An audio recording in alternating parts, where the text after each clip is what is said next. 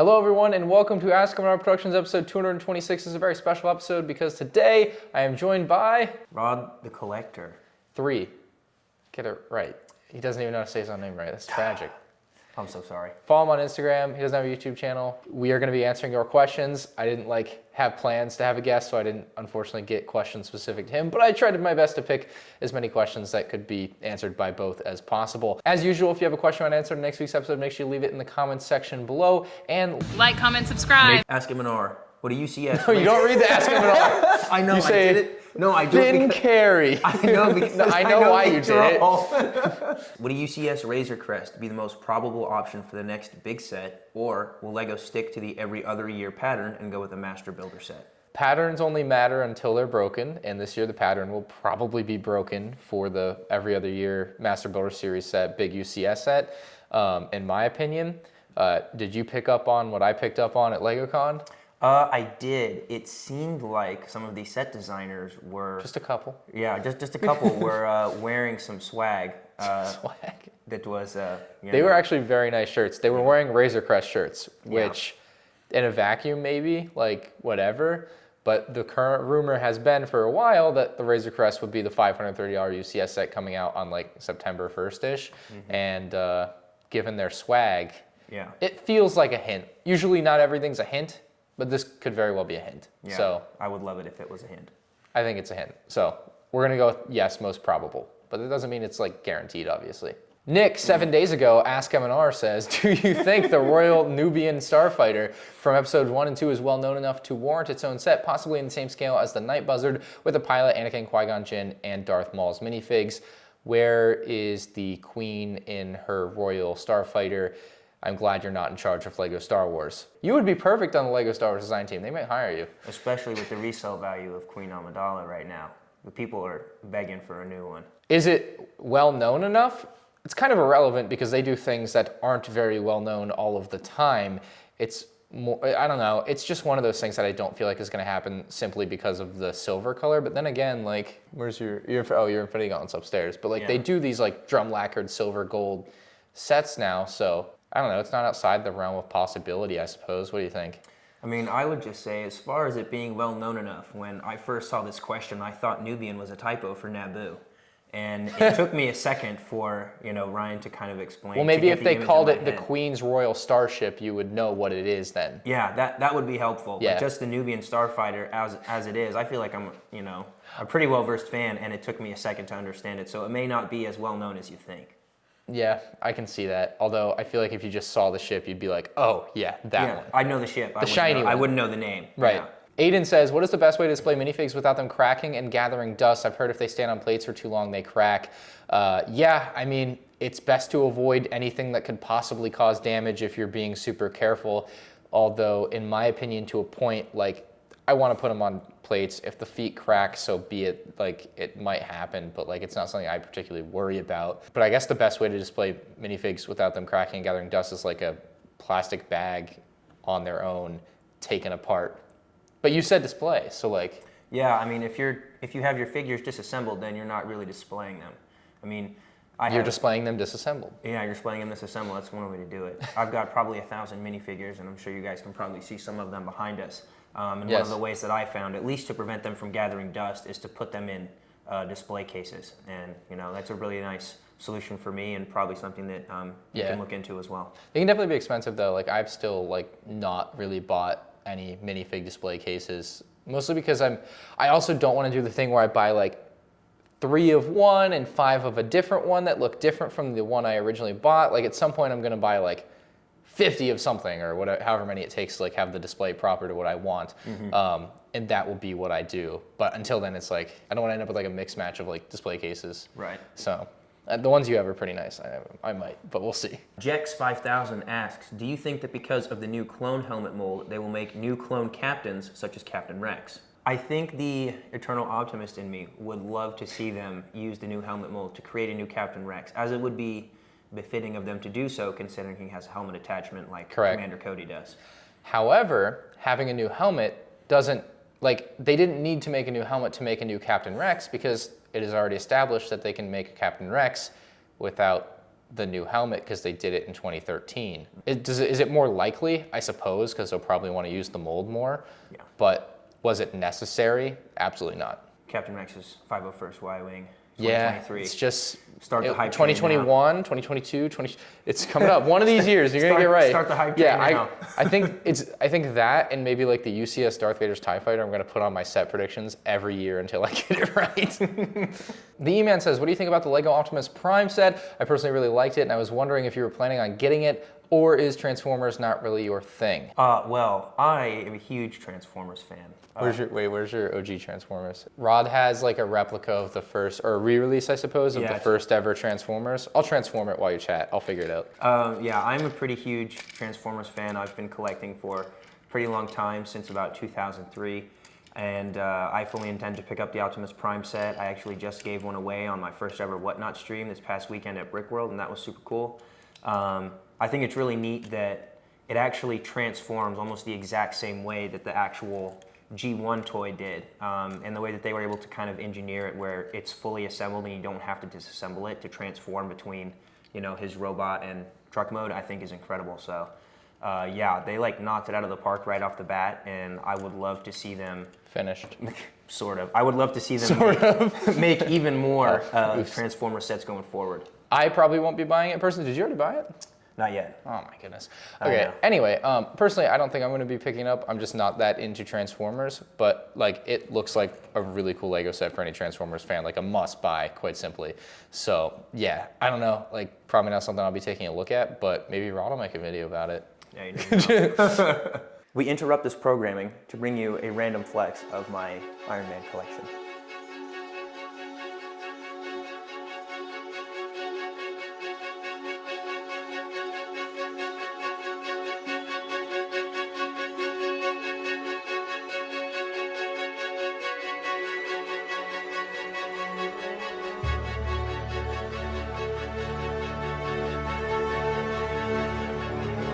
Mr. Matt Bricks asks, was the LegoCon 2022 as bad as the last year's one? At least they revealed sets that we hadn't seen 2 weeks earlier. Yeah, they did a better job containing the leaks. I think more importantly than the leaks last year, it was what they were choosing to reveal anyway. I think last year, like whether or not the UCS gunship had leaked beforehand, if the UCS gunship was like on the itinerary for LegoCon, that makes LegoCon better. And like the fact of the matter is Lego Star Wars matters the most at LegoCon. It's what they put last for pretty obvious reasons, so that people keep watching, because otherwise, you know, they're gonna lose probably half their viewers. I don't know. It'd be interesting to see what happened if they did Star Wars first. Anyway, was it as bad as last year? No, that was a very low bar, and it would have been, quite frankly, impossible for them to be worse. They cut out a bit of the cringe, a lot of the cringe with Star Wars. I don't know if anyone else picked up on this, but like the designer bit, like it was pretty funny, it was good, but it was like totally like PR to like make them look good too, which is good for them because they needed that. So it was better, it was funnier. They had some good bits, especially with the Star Wars designers. Like, I don't know, it's just funny. Like, I don't know, you can't be mad at that. So yeah, the only thing I didn't like was our show.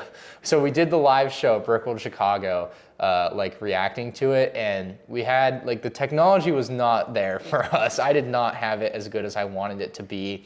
I felt like we didn't put on a good show up front, and I felt like LegoCon for like as a reaction thing in person was more boring than I had expected. I don't know. What did you think? I know you were in attendance, second row. Yeah. I mean, it definitely felt like, you know, you guys were a little worried about making sure all the tech was going to go right, and it kind of took away from just being able to be present and, you know, just kind of let your personalities be out there. Like, yeah, because some of the people were like, I don't know, some people in front of us were like worried. They were like, you just went from 4,000 viewers to 3,000 viewers. I'm like, there's nothing I can do. I shouldn't be worrying about that. I'm not worried about that.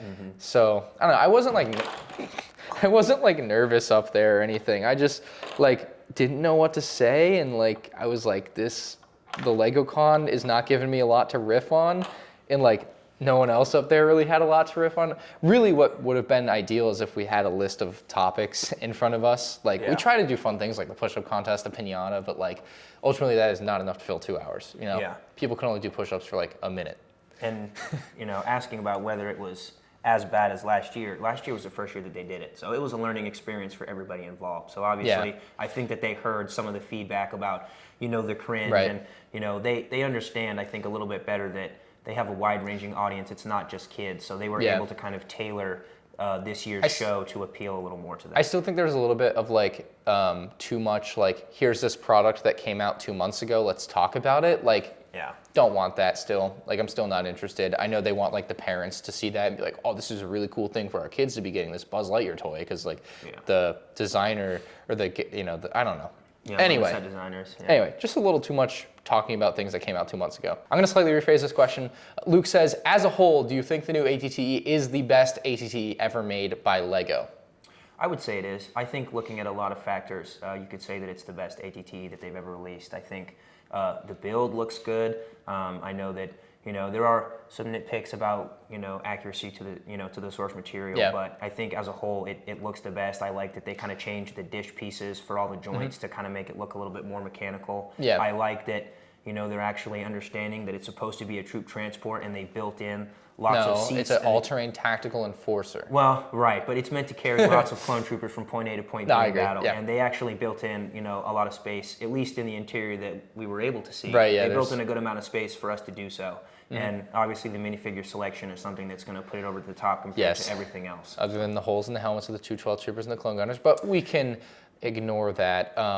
I am a little split. Like, I'm glad we're finally getting a lot of clone troopers in a clone trooper set, and I think that's a direct result of people like me complaining about not getting a lot of clone troopers and clone trooper sets, because like for years, like you'd get like the 2013 ATTE, literally one clone trooper, and it's like, I think the 2008 ATTE also a similar problem. It had Captain Rex and one clone trooper, and it's like, you're buying a set that carries a lot of clone troopers. Where are the clone troopers? And finally in this set, we found them. So that's great. I think 5 total, like that's incredible. That might be the most we've had in a set ever? Has there been a set with more clone troopers? I mean, I can't think of one. Essentially, big clone set, gets a lot of clone troopers, is nice.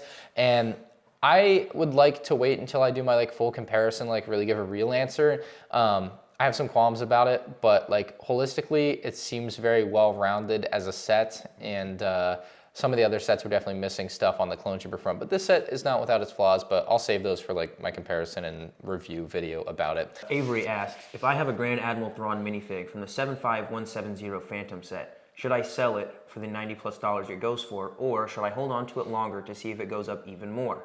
Also, what is the max you think it could jump to? Thanks, and love your channel. I'm not gonna speculate on the potential future price necessarily. However, unlike, maybe like investing in the stock market when you're like, oh, I don't know if Apple is going to go up or down tomorrow or like within a year, it generally has been trending up obviously, but you never know.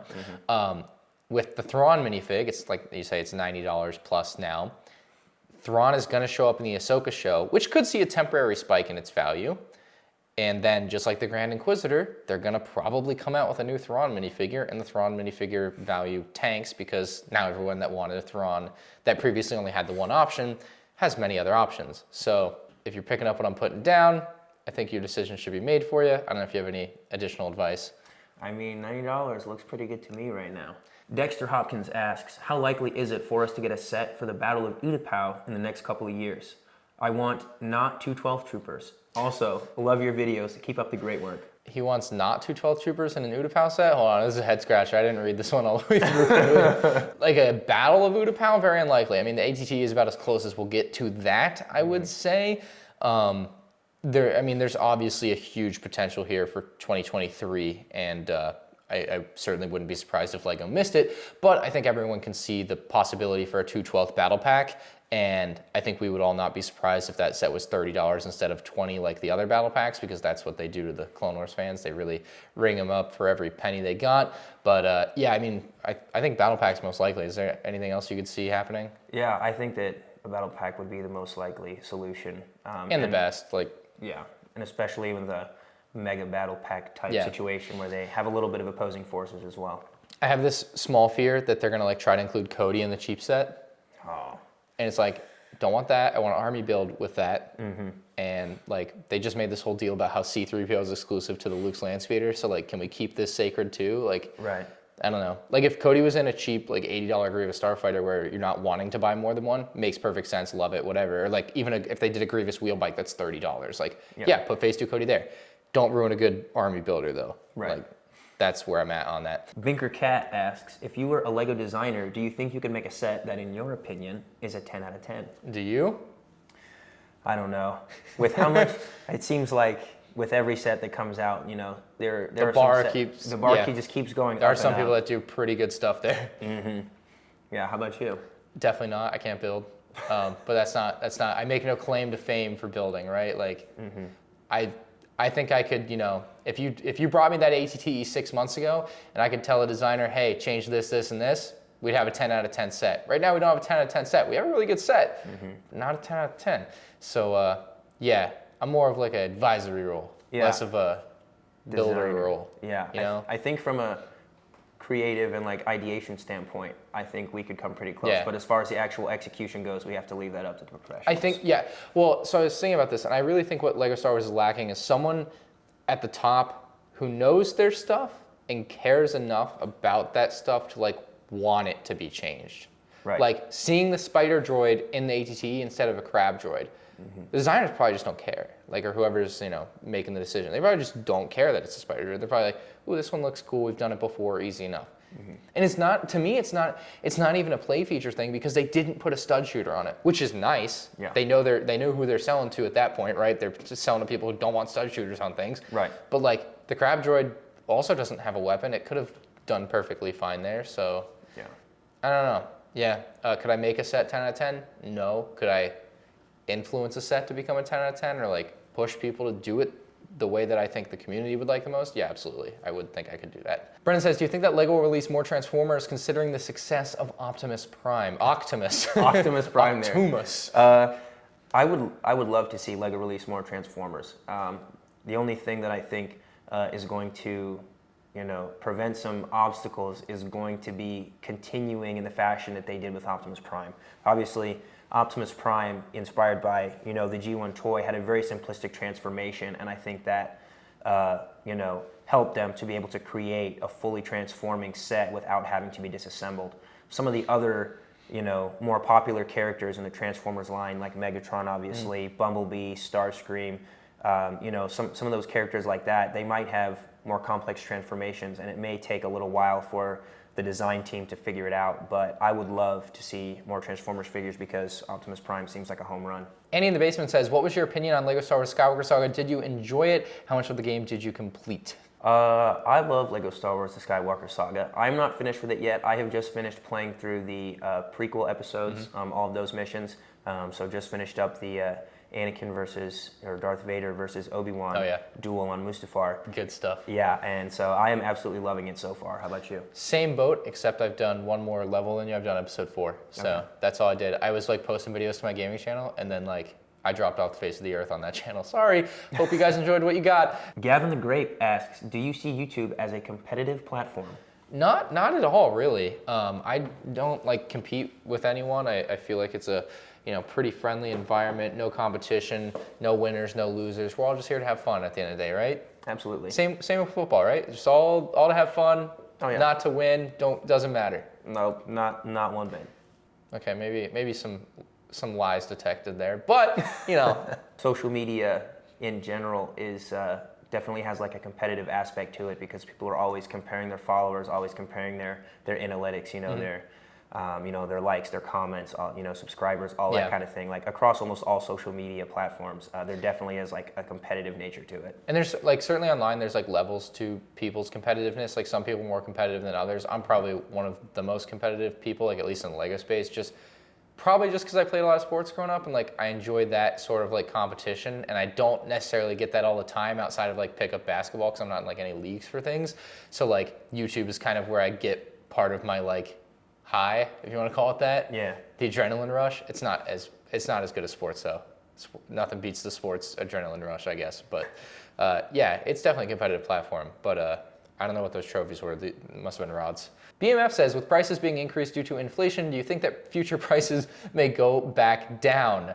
No, like not a chance, my dude. Potentially sales could be better in the future, but with if things start to reverse or flatten out or whatever, but certainly they wouldn't decrease their prices, especially if people keep buying it at the current prices, you know what I mean? So yeah, it seems highly unlikely. Bob asks, thoughts on this year's NBA Finals? I honestly didn't even realize that the final season had come and gone. I was, so caught up with my YouTube channel that I wasn't even paying attention to basketball, and Yeah, that's crazy. I don't even know who won. Wyatt Coleman asks, what are your predictions for the next 3 UCS sets? Okay, so I think we both agree that this year's probably a UCS Razor Crest. So that brings us into 2023. So we'll go for May 2023 and late 2023. Do you have anything for May?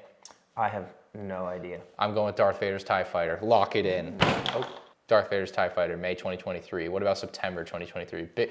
Bigger UCS set. Or Master Builder Series set, potentially. Or Master Builder Series Yeah. set. I would love to see some kind of like Endor battle scene. Yep, that's where I'm at. I think that's, Endor would be the best. Like, I really thought Endor would happen this year. Doesn't look like it's going to happen, especially with the Razor Crest designer shirts. So, yeah, those would probably be my most reasonable predictions. Animated Mike Studio says, what is your rating of the Kenobi show? Mine is 9 out of 10. I like it. I don't know if I'd quite give it a 9 out of 10. I'd probably say 8 out of 10. I've thoroughly enjoyed it, and especially this most recent episode from this past week has been... We're 5 episodes in, by the way. Yeah, we 5 haven't watched the episodes 6th one, which will be out tonight in 3 hours, but yeah. But yeah, very much enjoyed episode 5. I'm probably a little bit lower on it than you are, maybe like a 7 out of 10. Like, there's been some really good moments, but mostly I feel like nothing like important has happened. Like, Leia got lost or something, and like then they found her, and now they're bringing her back, and like that's it. Like, I don't know what I wanted out of it, but maybe a little bit more. Like, generally I really love Star Wars, and I still really like the show.